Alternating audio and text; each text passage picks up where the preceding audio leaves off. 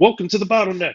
The Bottleneck is a podcast dedicated to the love of factory and automation games. We're here to bring you the latest news and game reviews in the genre. I'm Dave. I'm one of your hosts. Have been playing games on the PC since around the 386 era.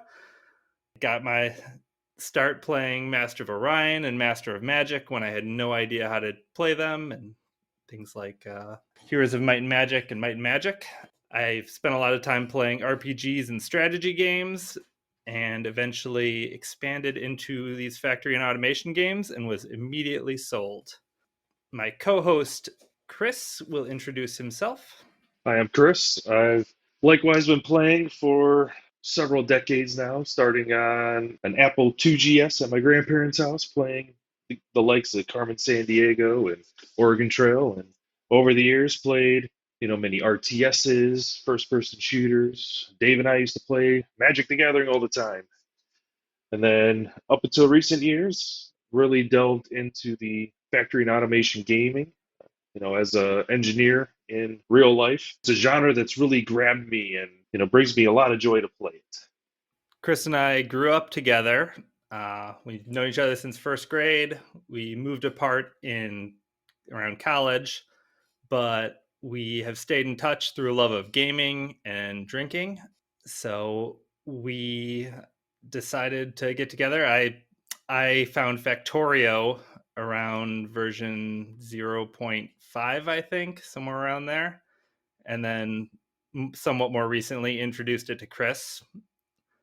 And we bonded over that and then expanded a little bit into Satisfactory and Dyson Sphere program and have been seeking out other kinds of games like that. So that led us here.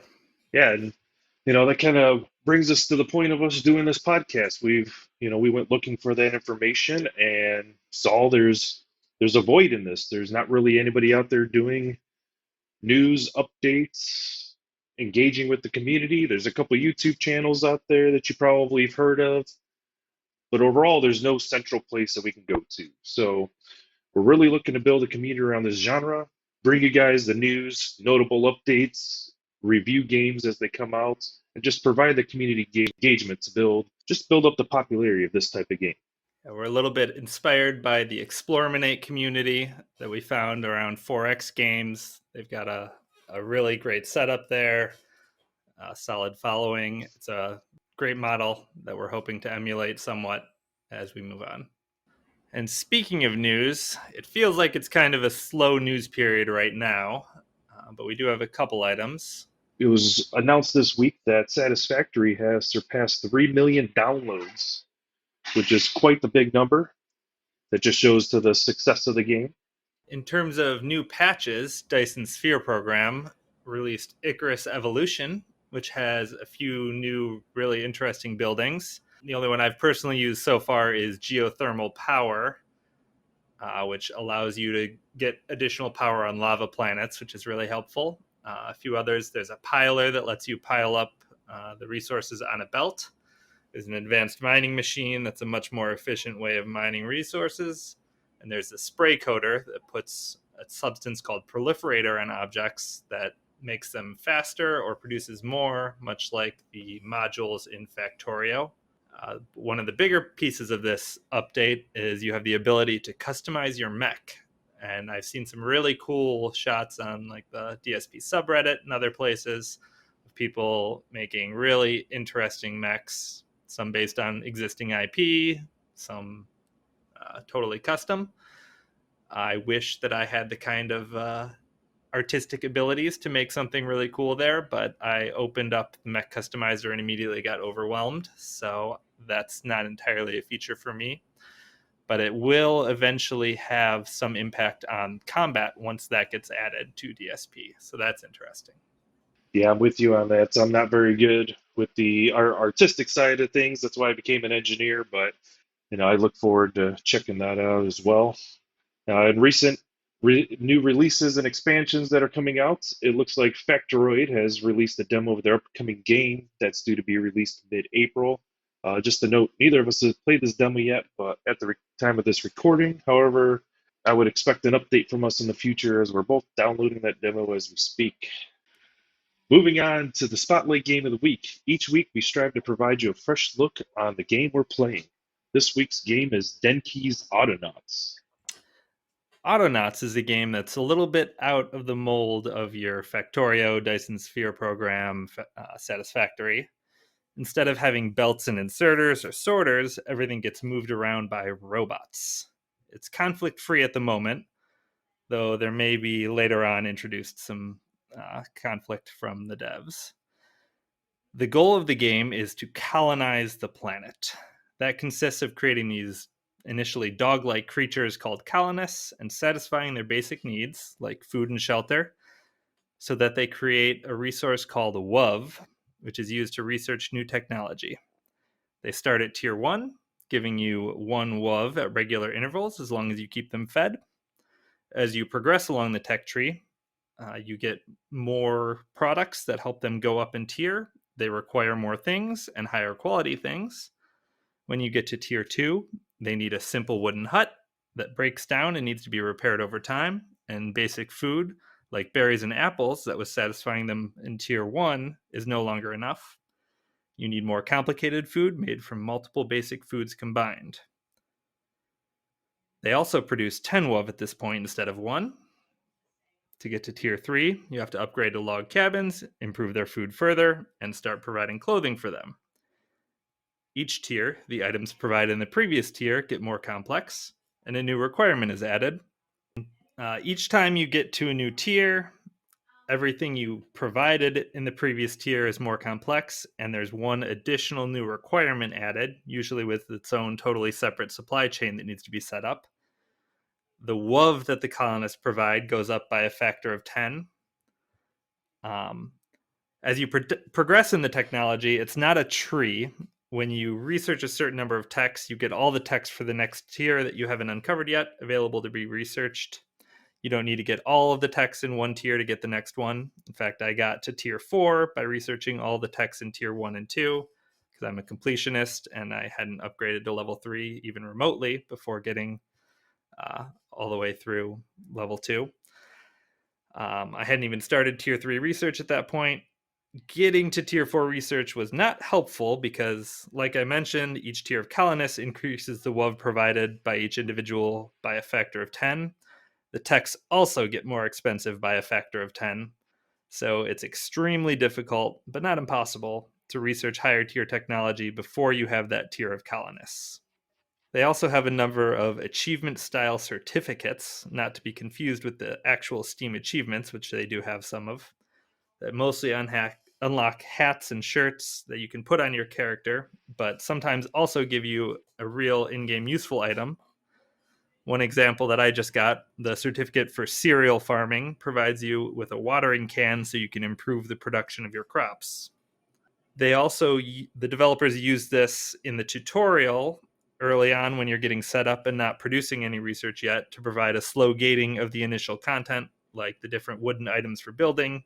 Each time you build a certain number of one item, you unlock the production of the next item that they want you to make. You can also skip the tutorial and go to having most of those things unlocked immediately. In order to produce everything your colonists need, you need to automate. And as mentioned, you have robots, which the game calls bots, and also various workstation buildings. The way you use bots is you record a script for them by selecting them, setting them to record, and performing the action you want them to perform. They will sort of follow you, save your actions in their memory. And then when you hit the play button on them, they start performing the task. You can go in and add loops, if statements, move things around and delete things. So if you don't record things in exactly the right order or the right way, you can always make changes. These bots can do almost anything you can do, so if there's something you're doing by hand a lot, chances are you should be making a new bot and setting it up with a script to do that task. The buildings that the bots do things at are produced by putting down blueprints and then filling them with the required items, which is another thing that you should probably automate.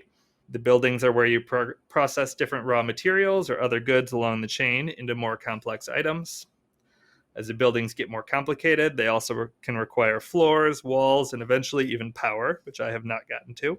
The main catch on the automation is that the bots are limited along a number of dimensions. The biggest limitation early on is their memory size. They can only remember so many instructions. You start with these pathetic Mark 0 bots, then you can upgrade to Mark 1 bots that are pretty solid. There are also Mark 2 and Mark 3 bots, but I haven't gotten there yet. After Mark 0 bots, which you just build wholesale in your bot workbench, you can then upgrade piecemeal between heads, bodies, and drives, and each one of those provides upgrades to the different limitations. Some of those other limitations are how long their battery lasts, how long it takes to recharge their battery, how fast they move, how many things they can hold, things like that. So that's how the game works. You build bots, you're programming to make things, including other bots, and eventually make your colonists so happy that you win the game, which presumably would take a lot of hours. I actually bought this one a long time ago, probably fairly close to launch, and have gone through a couple spurts of playing it previously. Invariably, I would put it down for a bit, and the complexity of it is overwhelming enough that it's very hard to pick back up in the middle of a game you haven't played in a while. Steam tells me I've played it for 62 and a half hours, but I know at least 10 of those are from the other night when I closed it, didn't turn off my computer, and some background process was apparently still running because Steam claimed it was running all night long. That's probably happened to me before. I seem to recall it happening previous times I'd played this game, so my real gameplay is probably more in this 40-hour range over several different playthroughs, and I've never made it farther than the start of Tier 3. Thanks, Dave, for that review on the game. So I have about 8 hours in the game so far over a few sessions in the past couple of weeks. I found it was a pretty easy game to get into. When I'm playing a game like this, I try not to cheat and look at YouTube videos or online reviews. I want to jump in and go straight from the top as if I was a new gamer that never heard of it, and I just want to jump in and see what it's like. I found the tutorial was very helpful. I did get stuck up on the controls a little bit. I thought some of them were wonky compared to like Dyson Sphere Program or Factorio. I kind of use Factorio's controls as the standard for all games, considering I have like 1,800 hours into that game now, and you just get used to that. that you just get used to how control should be when you pick something up, when you drop it. Um, what's weird about the controls though is at times it's almost a one-handed gameplay. Like you could do a lot of things, or it's only the mouse that you're controlling. You really don't have to get too much into shortcuts on the keyboard. So a lot of times I'm finding when I'm modifying like the macros for the bots that I can do a lot of it with one hand. Speaking of the bots, right off the bat, that is difficult having those Mark Zero bots. I mean, you don't have much storage memory in them. You can only do a few commands, and but once you get those Mark One bots, it really frees up the game and it makes it a little bit simpler. You're doing a lot less running around. One bot's able to do multiple things instead of just harvesting something or collecting something. One thing that I like about the game is, although the graphics on it are, they have a little bit of that cartoony feel to it. The actual inventory system is and carrying things around is the most realistic of all of them, right? You can only pick up one log because that's all your guy can carry, or a handful of boards or a handful of poles, for instance. And compare that to like Factorio, or if you get enough bag upgrades, you can fit 50 Spidertrons in it, which isn't realistic at all, but that's how it is. So I appreciated that, What, you don't have your own pocket dimension? right? It's like a little what is it? The Bag of TARDIS. holding? Yeah, it's it's bigger on the inside. Yeah. Yeah.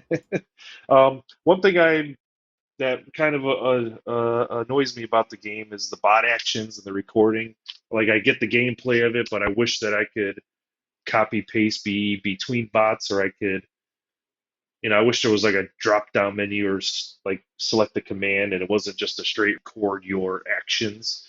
I get a little frustrated when I need them to pick an item out of a box that just happens to be empty at the time. So I got to figure out a way to fill the box with an item so that the bot can reach, so I can retrieve it and record it properly. Maybe I'm doing something wrong, or there's a secret I don't know, but you know, I know you can duplicate commands once you have them recorded, but you know, importing from one bot or copying between bots, I haven't figured that out yet, if it's even possible. I mean, maybe you have some insight on that. Yeah, there's an item, I can't remember what it's called, that you can build. that lets you upload. It's a floppy disk, and you Oh, upload from one the, bot into your floppy disk, and then you can download it into other oh, bots. But that's like I, the you, crude storage device, I think is what it's called, right? yeah, there it is. Yep, that's the one. Okay, yeah, I did see that. I just haven't built one yet. I guess I should probably build it. Yeah, Then I would know what it's about. there are a few items like that they don't do a good job of telling you what they do for sure. Right. Yeah, and I have a heavy scripting and programming background as well, and it would be nice if there was a little bit more flexibility when it came to like if statements or things like that. You don't have that many items to choose from. So I do like it though, because I do a lot of scripting in real life, and programming each bot is kind of like building a little script for it. I think that's cute, and I think it's relevant to what I do, so I get enjoyment out of that. But overall, I mean, I think it's a pretty easy game to pick up. It loads fast for me. I haven't had any bugs. Overall, it's a game that I enjoy, and I think I'm going to play for a long time. Speaking of that, as part of our weekly review for the game, we have 6 categories that we're going to talk about, and at the end, we're going to provide you an overall score of what we think the game lands compared to other games, just to give an idea. Those categories are gameplay, the balance, graphics, control, the weight and or difficulty, the replayability and modding, and then we're going to give you an overall score, a scale of 0 to 10. So, Dave, you want to take it away with the gameplay? Sure. So, talking about gameplay, like pretty much all automation games, parts of it can get pretty tedious, but once things get properly automated, it feels really good. And if you're scared away by a little bit of tedium early on, then you're playing the wrong genre of game. Programming the bots is most of what you're actually doing throughout the game, and figuring out an interesting solution to a problem, like how can I cram everything for producing this one item into this one bot's memory, can be really fun and interesting. The fact that you rarely need to perform a set of actions more than 2 or 3 times is really nice.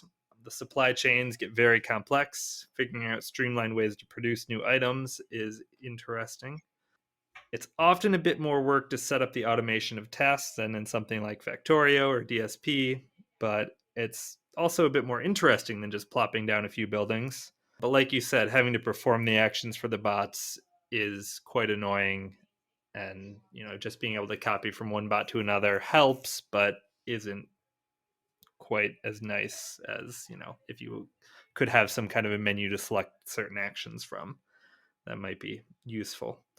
The variety of raw materials across the map, and as you get more complex research, needing more of them, is pretty interesting, and it looks like the vehicles that come along later could be fun as well. Yeah, and there's a couple things with the gameplay. I did find it easy. There really isn't much of a challenge other than putting in the time, and some of that is like there's unlimited resources. I haven't found a cap or any resources run out. You can replant trees, you can replant bushes, right? It's a little easy in that aspect that you don't have a challenge of managing your resources per se, at least the raw or the ability to mine them.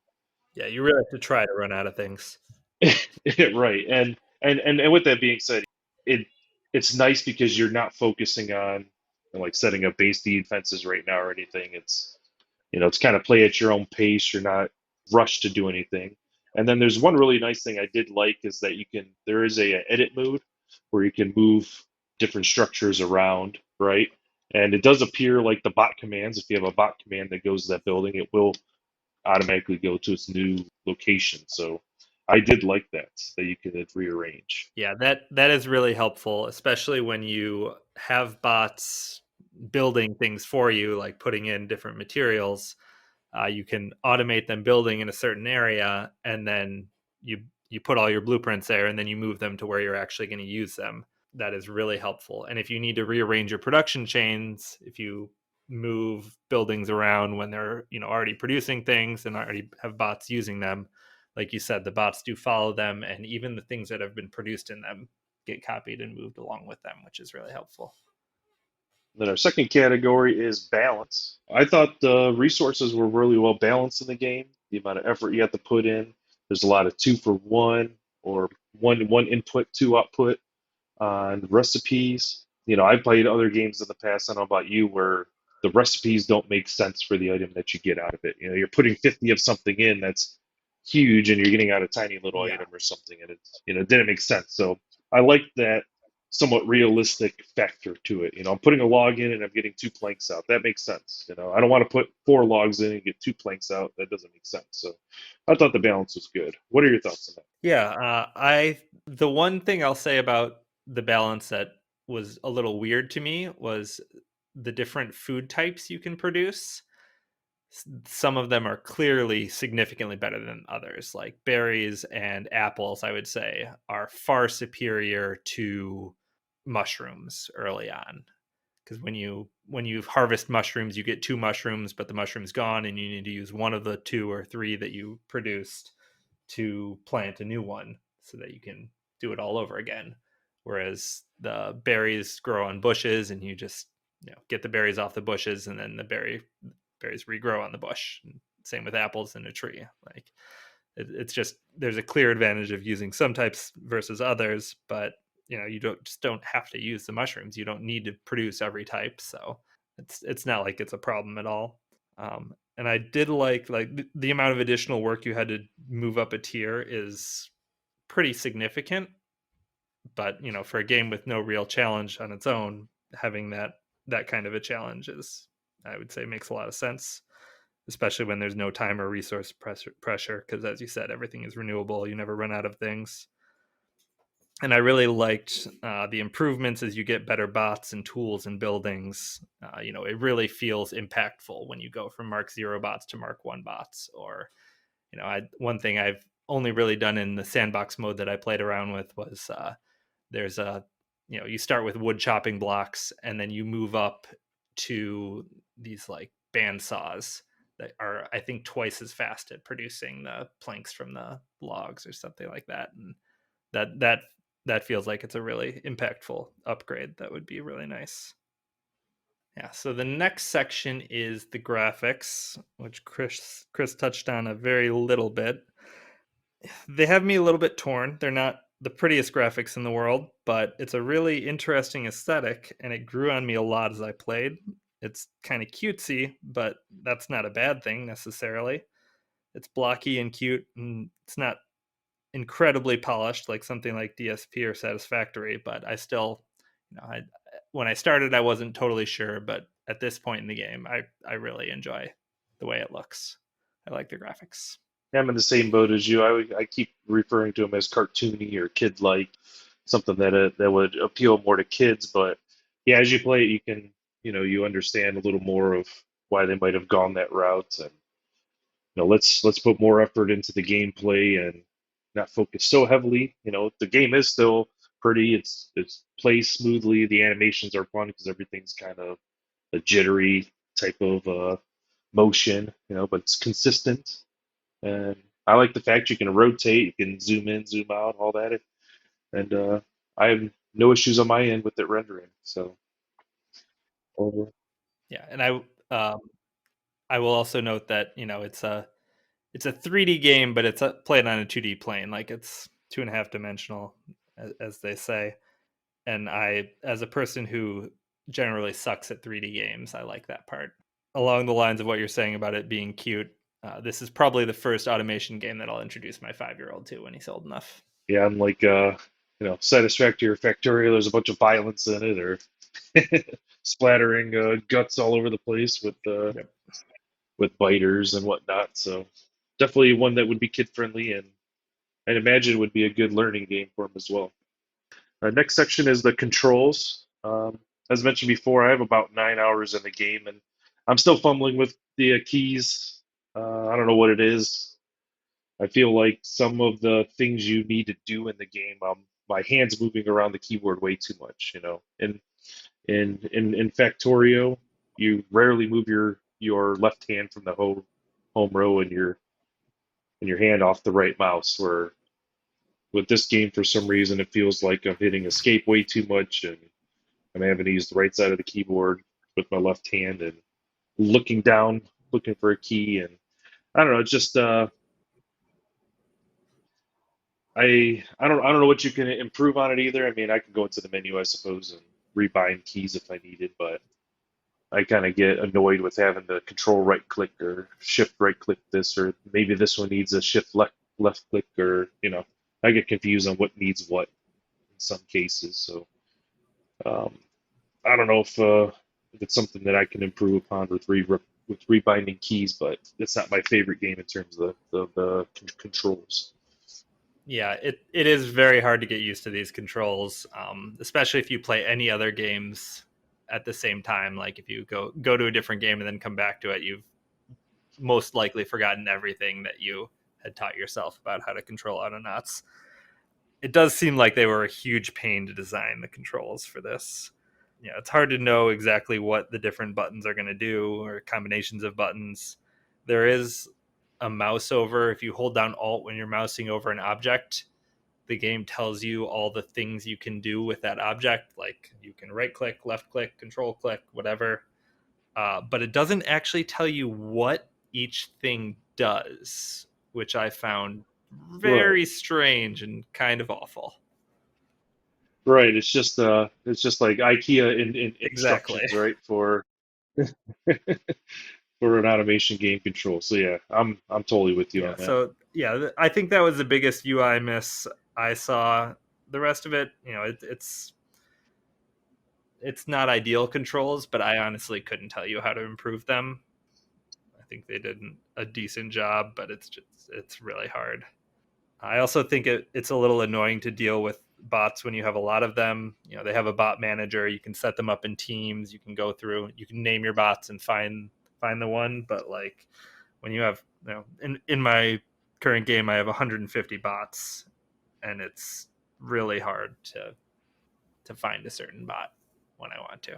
Yeah, and I don't know if you're like me, but I didn't exactly name them anything from the get-go. So I'm kind of scrolling Yeah, down looking for the little picture of what it does and trying to figure out. yeah. On the first playthrough, I did not. Now that I think this is the third game I've started, I definitely try to name them as I go along. I think the next step is probably to like give a number prefix so that they are properly sorted in the bot manager. You can keep everything grouped so that you can later put them in teams more easily. But yeah. The next category we're going to talk about is the weight. So this is definitely more on the casual side for automation games. Like we said, there's no real conflict. It's very low on pressure, but there's a ton of complexity in designing the supply chains and buildings. There's a lot of mental challenge organizing and designing it all. And for me personally, that's kind of my ideal kind of game. I'm not really that good at games most of the time. I prefer like turn-based games where I can sit and think about what I'm doing, or games like this that don't have any real pressure from the outside of being attacked or running out of things impacting how I play the game. Here, you're mostly just free to let it all ride while you figure out what you're going to do next, and I really enjoy that. So it's on the simpler side of weight, which I really enjoy, but other people might find frustrating or off-putting. Yeah, exactly. It's a different type of challenge. If you're looking for having to have snap reflexes, or looking for, supply chain management in terms of resource pressure, this isn't really going to be the game for you. But if you like, it's one of the more complicated ones because you do have to program the individual bots. So it's just a different type of challenge. But overall, it would rate definitely on the simple scale because there's nothing in the game that's an immediate challenge you have to address right now, right? Like with Factorio, you have biters. If you can't take care of the biters, they're going to overrun your base eventually, and you're stuck rebuilding. With this, if you have an issue where you have to maybe bring up a bottleneck of a certain item, you don't have to do it right away. You can just hold off on it for a while and come back and revisit it. So yeah, definitely simple. And then our final category is replayability and modding. I did see that they are on Steam Workshop, so there is going to be there are mods available right now, and new mods are being released all the time for the game. In terms of the replayability for it is a seeded generated maps on the fly, right? So every time you play it, you can have a different map layout. So that's definitely going to have high scores for the replayability. and then customization of the game. So there is support in the community right now for that. Yeah, like I said, I've come back to it a couple times since I bought it. It's definitely replayable. It's really fun, especially initially. You make a lot of progress early on. As with a lot of these games, mid game can be a bit of a slog as you figure out the complex supply chains. And if you do take a bit of time off, like I've done a couple times, it can be really hard to come back to that same game. But if it sucks you in like it did to me, you will get a lot of worth out of the game while you are playing. So our overall rating, as Chris mentioned, we have a 0 to 10 scale. On this scale, I would say that 0 is completely unplayable, 10 is the perfect game, obviously. A 5 is a pretty good game that you'll play a few times and then probably drop after a little while. I would give this game a 7 out of 10. I've already come back to it a couple times. I'll probably keep playing it every now and then, find it really enjoyable. And it's a bit of a niche game, but this is a niche that I really enjoy, and that's kind of why we're doing this podcast. So I like it. Yeah, and I gave it a 6 out of 10. I'm still early on in the game. There's been a lot of tedium for me. I'm still fumbling with the controls, so my early impression of it is a 6. I will definitely continue to play. I mean, 6 isn't a bad score. It might sound, it's not the same score other companies use where nobody ever scores below a 7.5, right? This is a 5 would be your average game. It's not a bad game. It's just average. So in this case, we're definitely on the upper end of that scale at a 6. I think there's definitely could be some more improvement with the controls. Obviously, that's kind of my biggest sticking point right now. But I'm definitely going to keep playing it, and we'll see if that score trends upwards as I get more experience with it. And we'll probably revisit these scores in a later episode once we've both played a little more. Yeah, we'll put a new segment in where we'll do a re-review of the week or revisit it. So definitely be on the lookout for that. So, in terms of news about this game, it came out in 2019, but the devs are still actively supporting it. They update fairly regularly. It's been a little while since the last update, but the devs have said that they're busy continuing to work on the next big patch. Life gets in the way, of course. It's a slow grind, but they're active on the community, and they have a Discord channel, and they post more frequent periodic updates there. The next patch does look pretty interesting. It's about introducing like some level of conflict. There's a set of like pirate enemies. You need to defeat them to get certain resources if you play on a different mode, a survival mode. And it looks pretty interesting. You need to like arm your bots and attack. I will probably give it a shot. I'm not sure how much I'll like it because, like I said, I prefer the relaxed, chill vibe of the base game in this. That's one of my favorite things about it. So we'll see. Hey, maybe that'll be a good use for all those Mark Zero bot parts that you get laying around over time. There you Arm go. them and have them send them out for combat. Perfect. Yeah, as Dave said, you can find Autonauts. They have a Discord server that they have a pretty active community on over there. And then currently the game is only available via Steam. So if you're looking to pick up the game, you'll find it there. And then I think we're mentioning there's an itch.io prototype that's playable. That it's a port of the game. It's not the game, but you can find it there if you want to. So moving on to the next segments of the show. Each week we're going to feature a new mod that we're playing in our game of choice. This week, I am going with Even Distribution. It's a quality of life mod for Factorial made by 321 Freddy. Basically, this allows you to evenly distribute items from your inventory into other buildings like smelters or into assemblers.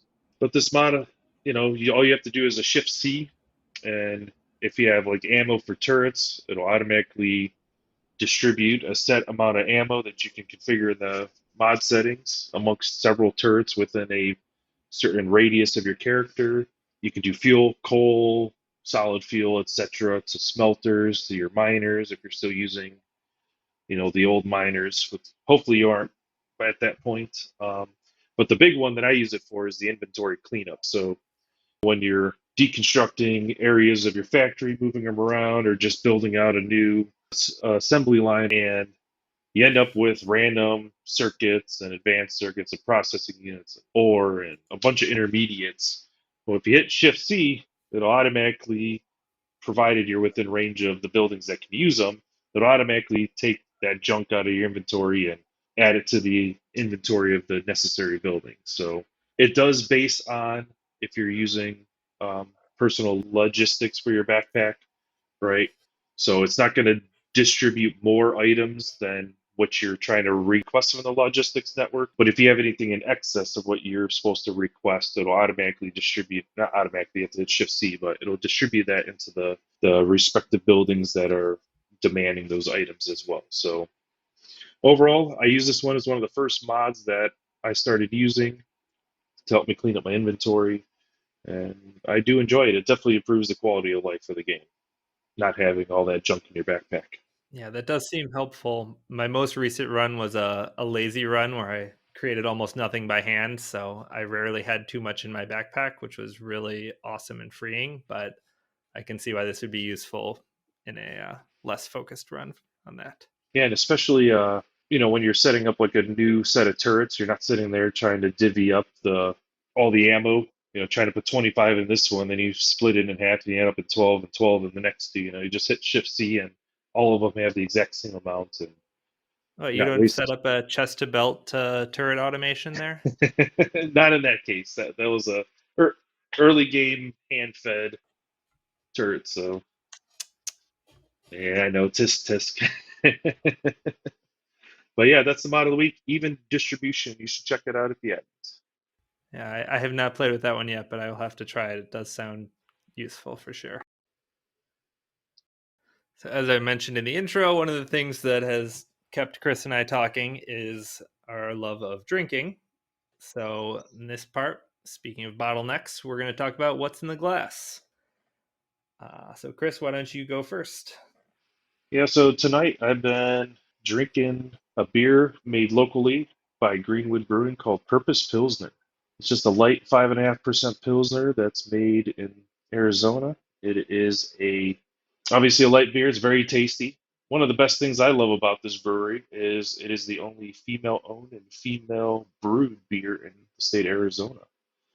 So it's nice to support their venture. We were Kickstarter founders for them as well. We get the brewery off and running, and they make some very delicious beer up there with some of the best in the state. So, Purpose Pilsner by Greenwood Brewing. What about you, Dave?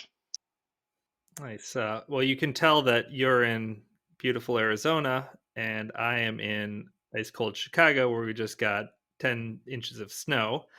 I am drinking from Founders Brewing in Michigan, a pretty high profile brewery. I don't think I need to introduce them. A beer called Velvet Rush, which is in their barrel aged series. It's an imperial brown ale brewed with coffee, chocolate, vanilla extract, and milk sugar aged in bourbon barrels. It's a little bit too sweet, but otherwise it's delicious. And only 11.1 alcohol. So, definitely barrel aged. Yeah, we had hit opposite end of the It's good. spectrums on those today, didn't we? Yep. Yeah, that sounds delicious, though. I'm gonna have to keep my eyes peeled. Sometimes we get those founder beers out here in Arizona. Yeah. They distribute pretty widely. Yeah. Um, So then, outside of our drinks, have you been playing any other games lately? Anything else that's caught your eye? the only thing I've really been playing lately, I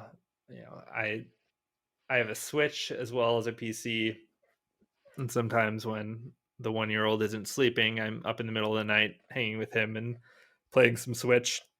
And I've been playing Dragon Quest Builders 2, which is very close to being an automation game. It's more of a Minecraft but there's a lot of you get a lot of villagers that help you do things throughout it.